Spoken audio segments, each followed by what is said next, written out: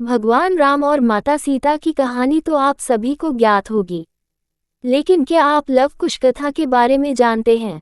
अगर नहीं, तो हम आपको भगवान राम और माता सीता के पुत्रों लव और कुश के विषय में बता रहे हैं। वैसे तो इस कहानी के बारे में कई ऋषियों और मुनियों ने लिखा है। सभी बुद्धिजीवियों ने अपने अपने ढंग से रामायण के अंशों को लिखा है। वाल्मीकि रामायण विष्णु के अवतार राम मर्यादा पुरुषोत्तम की कहानी है, जिसके अनुसार जब रावण ने सीता का हरण किया तो राम ने युद्ध करके रावण को मार दिया। रावण वध के बाद सीता को लेकर जब राम अयोध्या लौटे तो उसके बाद कुछ समय तक राम ने राज किया। इसके बाद लोक मर्यादा के रहते सीता का त्याग कर दिया।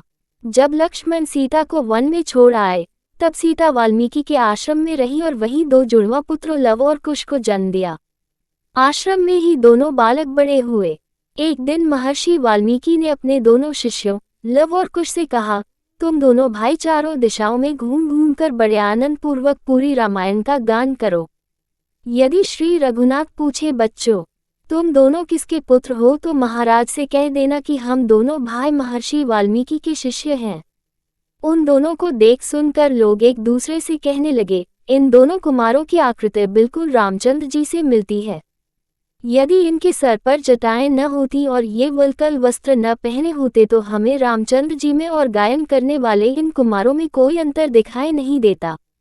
बच्चों के गायन की हर तरफ तारीफ होने लगी। तब भगवान राम ने उन दोनों बच्चों को अपने आश्रम में बुलाया। राम ने दोनों बच्चों के मुख से रामायण सुनी और रचयिता का नाम पूछे जाने पर उन्होंने बताया कि हमारे गुरु वाल्मीकि जी ने सब रचना की है। उन्होंने आपके चरित्र को महाकाव्य रूप दिया है, इसमें आपके जीवन की सब बातें आ गई हैं। उस कथा से रामचंद्र जी को मालूम हुआ कि कुश और लव दोनों सीता और उनके पुत्र हैं।